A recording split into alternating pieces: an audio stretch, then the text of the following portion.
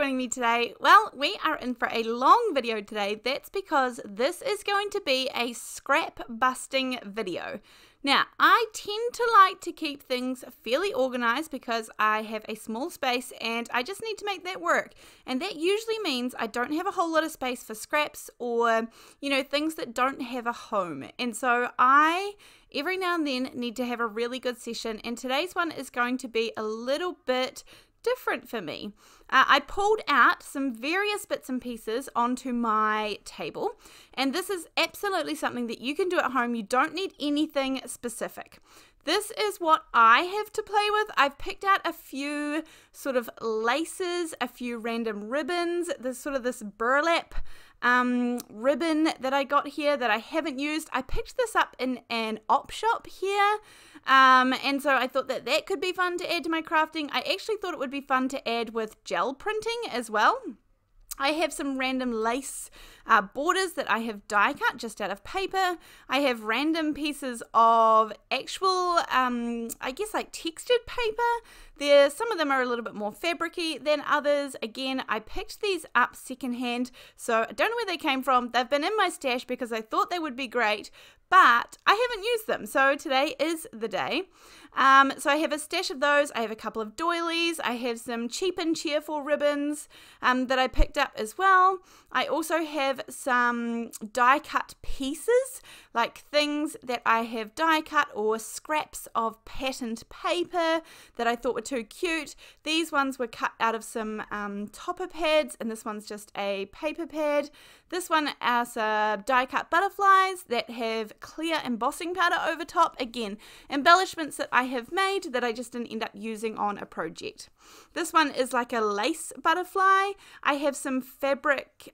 This is like calico fabric, so just plain undyed cotton, and then I put some rub-ons on top of them. I have a whole video where I do that, but of course I had some leftovers.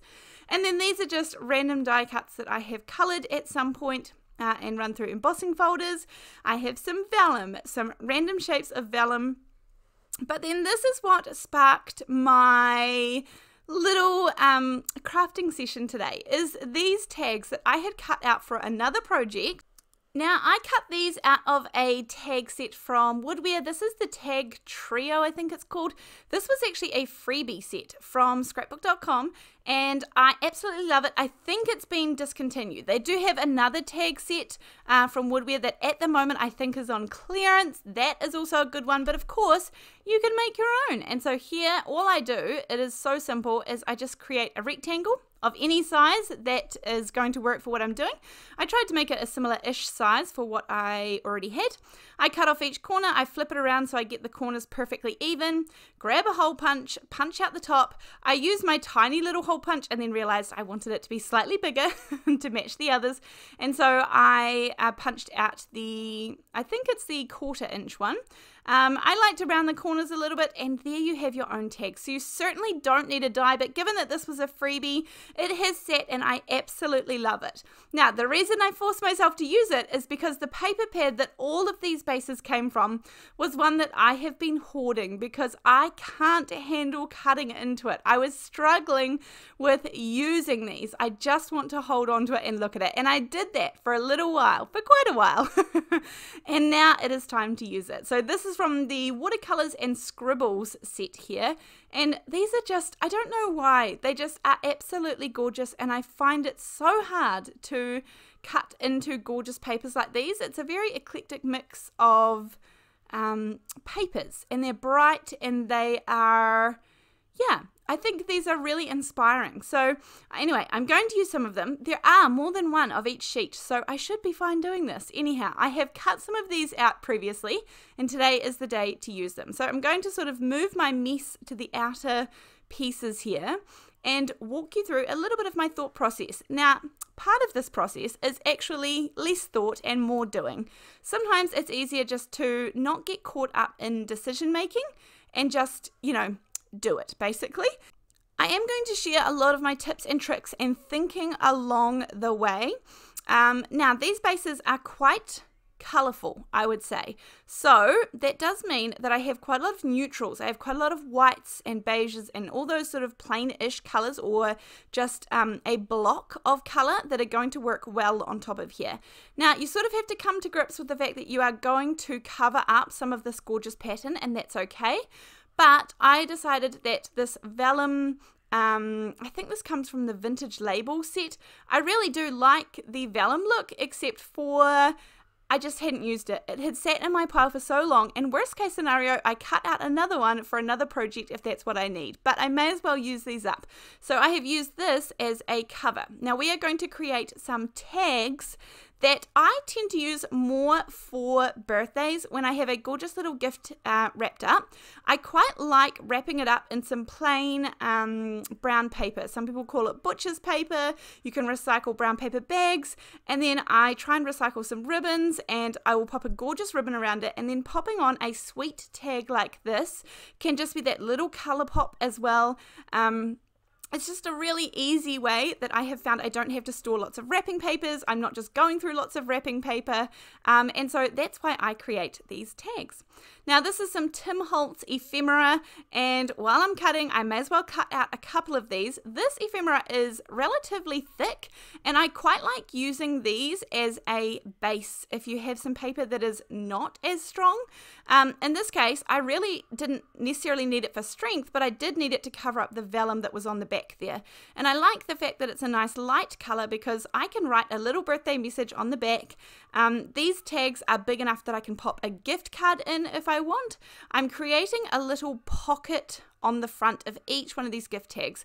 Sometimes I will write a little note and pop it inside that pocket. Sometimes I will pop a gift card. Sometimes I will pop some money if it's for a kid, like a $5 or a $10 note or something like that. These have lots of uses, and I find these almost as useful as cards, particularly with kids' birthdays and things. I do find that they're just a really easy grab, and the kids just write a wee message on the back to their friends or whatever. And it's really, you know, they can always put a secret wee message in the pocket. They have really enjoyed them too. So we do create some of these together with my kids, but I'm just showing you sort of how I go about the scrap busting. Now, I quite like the pocket to be down on a bit of an angle, and you want it to be really easy to access to get something in and out of. So that's what I'm aiming for here. This is like some fabric that has like little... They're almost like little paper mache or paper balls or something. Like obviously very tiny, just texture really, I would say. I also have some of this gorgeous lace. I had forgotten I had other colours of this. Well, in other colours, I have one other colour, which is a navy blue. And for whatever reason, that one didn't make it onto my table, but I kind of wish it would have. It would have worked nicely, but I do find that that little bit of lace is really lovely for adding those edges onto the edge of where you have cut. And then these ones are from the Curvy Leaves die set. Again, one of my absolute favorites, but these are just all partial leaves that I'm going to use up. Now you'll see that I also have my palette knife hanging in there nearby because I am using glue, and some of these elements have little holes and they are, you know, the glue could seep through potentially. So I really have that long palette knife there to sweep behind the pocket to make sure that nothing is gets set where it shouldn't. So I don't want any of this gluing together. If I'm going to make a pocket, I want it to work as a pocket. So I don't want it getting glued together. So you'll often see me swipe that little palette knife in behind just where it should be, just gently. You know, I don't go right to the edges because I want the glue to set, but I just give it a quick little swipe to make sure that it is going to be nice and free and not get stuck anywhere. Now, another piece of advice that I have is that don't get stuck. If you get halfway through doing one of the tags and you think, I don't really know what else it needs. You know, and you sort of move things in front of it, and you move die cuts in front of it, and you move other pieces, and nothing's catching, and nothing's, you know, looking like it fits or it looks right. Just pop it aside. There is no pressure that you must finish everything in one sitting. So this tag off to the left here, I actually haven't got anything through the top of it. Usually I add some ribbon and things. I just didn't feel what I had was working for it. So, you know, just leave it there for a minute and go on with another one. This one here, I've added some textured paper, and I have also added in that little, it reminds me of fishing net, honestly, over top of it. And with some nice strong glue behind it, I'm using the art glitter glue mainly today. I am starting to have some problems with the tip clogging up, even though I have been so good at popping the needle in there. So maybe you'll be able to give me some advice in the comment section down below. I only recently switched over to using the metal tip. I like the glue itself, although it dries maybe a little bit fast for my liking. It grabs a little too fast. I like the glue, and as I said, I switched over recently to the metal tip, and I'm only really now just having problems with it clogging, even though, as I said, I'm being really good about putting in the tip, but I'm still having heaps of problems.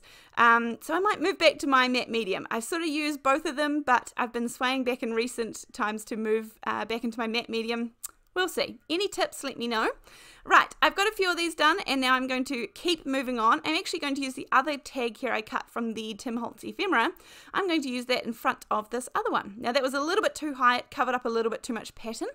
And you could use, like, if you had some border dies, they would be brilliant here. That's okay too. If you had, you know, you could add those on the edge of the ephemera to give a really nice little pattern. In fact, I think I show one at some point that I did that too. I gave up on the swervy pattern there because I wanted this purple to go right across the edge, and I thought I'd do a couple of layers of that, and it was going to be too difficult with a curvy little edge, so I ended up cutting it off, but that's okay. And this is kind of, it's kind of part of the process where things evolve, you know? Just because I had put something somewhere doesn't mean it has to stay there. You know, we can always change our minds. Just because I cut something curvy, I can cut it straight. There are no rules. This is just scrap busting. This is just getting rid of all those things that are sitting on my desk, making it into something that I can use and move on. So then I added another little die there. That's another border die from a Spellbinders set, I think. That little white chain link. Or maybe it's Elizabeth Craft Designs actually. But anyhow, as I said, there won't be too many links down in the description box below this video because most of it is really just scraps. And that's the purpose of this video, is to do scrap busting. So that's, you know, I'll have the normal things down there. For example, like these little hole punches. They are absolutely fabulous. Here is the homemade tag, I'll call it, that I am decorating with just several little pieces. You know, I'm using up scraps, add some together. It turns out these two papers go together pretty well. Well, I think, even though they didn't come in the same pack together. Then I'm going to add some double-sided tape onto the back of this one because, as I talked about with a lot of bold colours, I need to add some neutrals or some solid. And so for this, I'm actually going to use part of a doily that I had left over, and I'm just going to add this on a bit of an angle, sort of coming down. Again, you get that peekaboo of the colour and the florals through there, but this creates, again, a nice little pocket. And this one does have some bits and pieces on the back. If that bothers you, you can add in another backing to it. If it doesn't, or you don't think it's going to show, or you're going to glue it on top of a present or a gift, then it's going to be fine. Here's some little stickers. I add on that extra little lace border. Honestly, just have a play. You'd be surprised at what ends up going together, at what ends up looking really nice, making sure that I keep those pockets nice and glue free. I do try and be mindful when I'm adding the glue, but that doesn't always mean that I'm successful. So I just always keep that palette knife handy, or a little ruler or a bone folder or something like that that you can just swipe underneath to double check.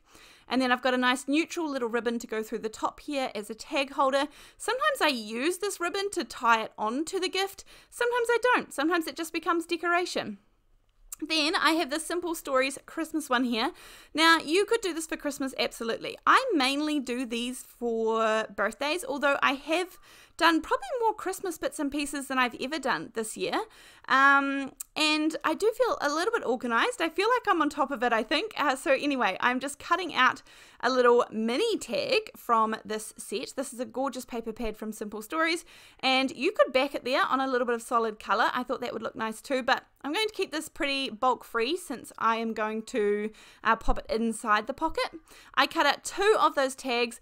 This just makes for life being really simple because all you do is cut off the top of one and stick it on top of the other. I could have, if I'd wanted to, instead of die cutting it, I could have just, you know, cut around the edge like I did the freeform one, the one that I created from hand. But honestly, cutting out 2 tags with the die cutting machine is super duper simple. I popped some lace up the top of Santa's head there. with these little hole punches. I think there is one that is in a 1/4 inch and an 1/8 of an inch, or maybe it's an 1/8 and a 1/16. I can't remember, but one creates very small holes and one slightly bigger. These are very, very handy tools that I have in my stash. I do also have a crocodile, but I tend not to pull that out as much. Not sure why, but I definitely find those little punch tools, I use those a lot.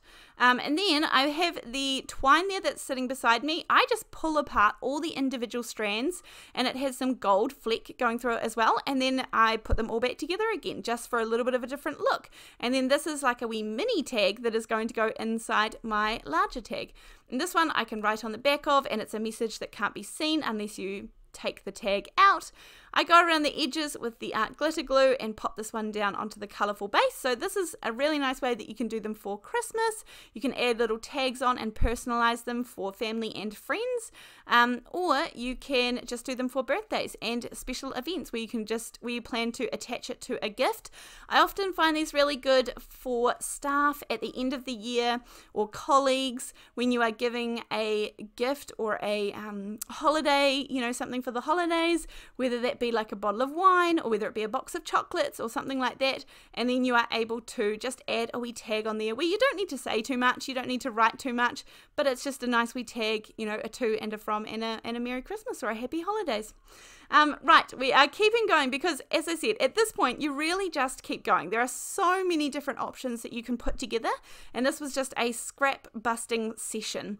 So I did have some more lace that I finally found there over to the side. It was only a smaller scrap of it, but that's okay. And I'm going to add that on the textured paper that I had used previously in a couple of the cards, because, you know, once it's getting cut up into a smaller scrap, I may as well keep using it, otherwise it just becomes another scrap on my desk. And for this tag here, this is what I mean. Sometimes you can double cut out the tags, but I didn't want to run this one through my die cutting machine because I was afraid of losing the texture from the paper. So that's why I cut it out by hand, doing it that way. And then I'm going to add on one of my little fabric squares onto the front here. Really, really easy and gorgeous to use up all those extra little bits and pieces. So I would love to hear about the ways that you use up all your little scraps, all your bits and pieces. It's always a big debate around which, you know, how big of a scrap do you keep? How small do you keep? What do you toss away? What is just too much work? And there is a balance somewhere, and everybody has a different opinion and a difference in, you know, what they can work with. So absolutely, there's no right or wrong. It's just enjoying crafting, and that's what this is about. Now I have some of these Tim Holtz sentiments here, these stickers. I quite like adding some of these on at the end. Again, this part you can leave off completely if it's not for you. I quite like some of these. One of them says I put Inspire Adventure.